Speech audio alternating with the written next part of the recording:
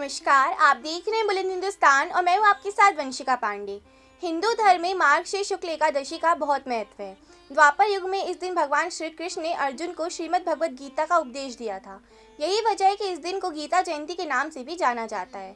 इस बार गीता जयंती आज यानी कि 25 दिसंबर को मनाई जा रही है। मान्यता है कि भगवद गीता का जन्म भगवान श्री कृष्ण के मुख से कुरुक्षेत्र के मैदान में हुआ था। कलयुग के प्रारंभ होने के 30 साल पहले मार्गशीर्ष शुक्ल एकादशी के दिन कुरुक्षेत्र के मैदान में भगवान श्री कृष्ण ने अर्जुन को जो उपदेश दिया था वो आज भी श्रीमद् भगवद गीता के नाम से प्रसिद्ध है। आइए देखते हैं इस पे बुलंद हिंदुस्तान की एक खास रिपोर्ट। श्रीमद् भगवद गीता हिंदुओं का पवित्र ग्रंथ है। यह विश्व का एक ऐसा ग्रंथ है जिसकी जयंती मनाई जाती है। गीता मनुष्य का परिचय जीवन की वास्तविकता से कराकर बिना स्वार्थ कर्म करने के लिए प्रेरित करती है। गीता अज्ञान, दुख, मोह, क्रोध, काम और लोभ जैसी सांसारिक चीज़ों से मुक्ति का मार्ग बताती है। भारत में ही नहीं बल्कि विदेशों में भी गीता जयंती धूमधाम के साथ मनाई जाती है। गीता जयंती हमें उस पावन उपदेश की याद दिलाती है जो भगवान श्री कृष्ण ने मोह में फंसे हुए अर्जुन को दिया था। गीता का उपदेश सिर्फ उपदेश नहीं बल्कि हमें जीवन जीने का तरीका भी सिखाती है। मान्यता के अनुसार कुरुक्षेत्र के मैदान में अर्जुन अपने विपक्ष में परिवार के लोगों और सगे संबंधियों को देखकर बुरी तरह भयभीत हो गए थे। साहस और विश्वास से भरे अर्जुन महायुद्ध का आरंभ होने से पहले ही युद्ध स्थगित कर रथ पर बैठ जाते हैं। वो भगवान श्री कृष्ण से कहते हैं, मैं युद्ध नहीं करूंगा, मैं पूज्य गुरुजनों और तथा संबंधियों को मारकर राज्य का सुख प्राप्त करना नहीं चाहता।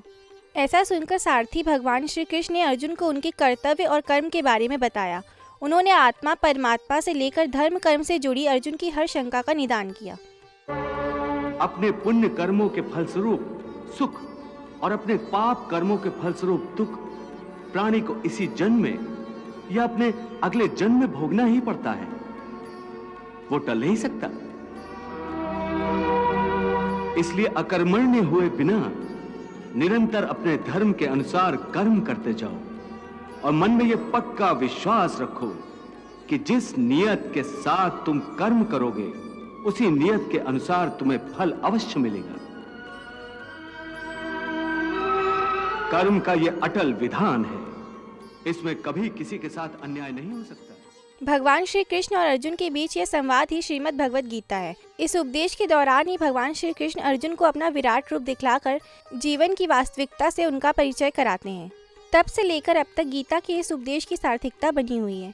श्री कृष्ण के उपदेश के बाद अर्जुन का मोह भंग हुआ और उन्होंने गांडीव धारण कर शत्रुओं का नाश करने के बाद फिर से धर्म की स्थापना की। जिस दिन भगवान श्री कृष्ण ने अर्जुन को उपदेश दिया उस दिन मार्गशीर्ष शुक्ल की एकादशी थी।